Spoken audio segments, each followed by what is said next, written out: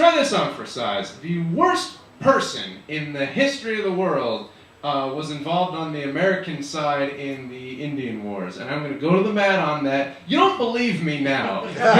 You're thinking like Hitler and Stalin and Mao and stuff. You don't believe me now. But stick with me on this zany comedy set I'm doing about Native American wars. And you will be right with me. This guy's name was John Chivington. He was an officer in the Union Army, and he was also responsible for the worst massacre of Native Americans in history. Killed upwards of 200 Native Americans in a village, and it was... This is funny, right, guys? No, we're gonna get into the comedy part soon. This joke requires some setup. And he killed, mostly it was women and children. Gutbusters, right? We're having a great time at Townhouse Comedy.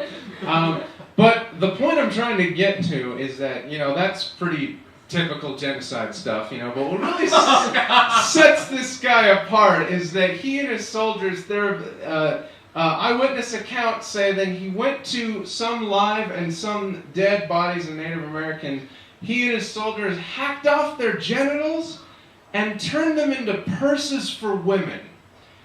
This is a real story. I see this young lady's shocked face. If you're an American, this is your ancestors. This is a dude named John. All right, you can't hide behind Adolf and Stalin and Mao. This is a guy named John Chivington that did this.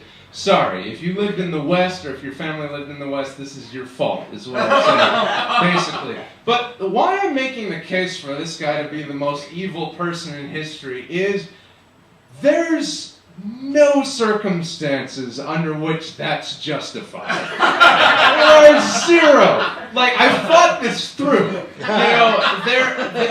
You like to do these like philosophical experiments or like counterfactuals. Like, well, when are things allowed? Like, when's killing allowed and stuff like this? I've done it. There's none for this one. Like, the example I use is like, what's an example that like where it's okay to take another life of another being? Like maybe like a man-eating animal or something. Like you take, like you think of like these old British hunters that like go to India and like, well, I went to the Raj and there was a tigress that got the taste of these Parsis and these itinerant farmers.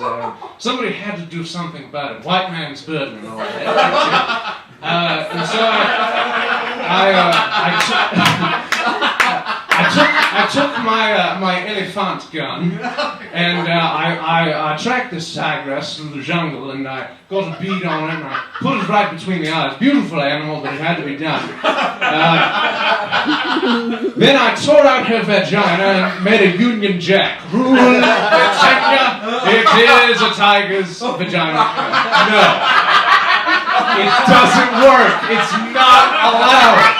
It's not right. And then, the other one I saw, like, you have, like, all these police shootings recently. Here, we're having such a zany night tonight to get police shootings. Like, it's like, and then, like, you have to justify that, and, like, the police officer is like, well, this individual had a gun and he had hostages and he would have killed civilians and he would have murdered my fellow officers, and so I had to put him down with deadly force. Great, okay, you're fine. You can continue being on the police force. Then I tore off his dick and I made it like a cover on my stick shift on my car.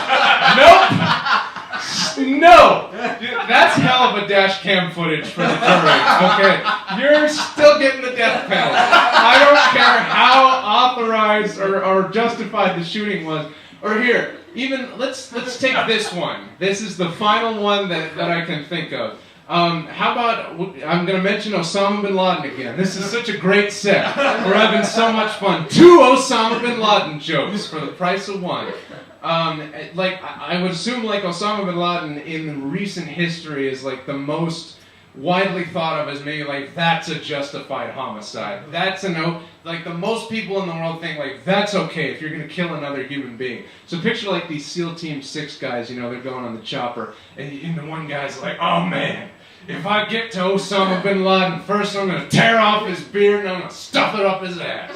Like that. And then the other guy's like, oh man, if I get to Osama bin Laden first, I'm going to take one of his sandals off and stuff it up his head. Because everybody wants to stuff it up his ass. You know, that's what you do when you have this villain. It's like, oh great, you're going to stuff things up his ass. That's great. And then there's this one guy in the corner of the helicopter, and it's like not even the dogs will sit next to him. Like the dog is over here, and he's and just kind of apropos of nothing with his dead-eye stare, he's like, you know what I'm gonna do if I get to Osama bin Laden first? And they look around and they're like, what? Jerry, what are you gonna? Because they know Jerry. And like they've experienced Jerry, and they're like, oh, this is one of Jerry's things. So, if I get to Osama bin Laden first, I'm gonna kill him. I'm gonna tear off his testicles and make an old-fashioned tobacco pouch. And it's just gonna be like, oh, fine, fuck Jerry. All right, sure, you kill Osama bin Laden first and make your testicle tobacco pouch. Anyway, so my point is, this is a political show, alright? This is a very important thing. If anybody argues against Indigenous Peoples Day or anything, that just pull out old John Chivington and how he cut off people's genitals and turned them into women's fucking persons. Support Native American rights. Thank you so much.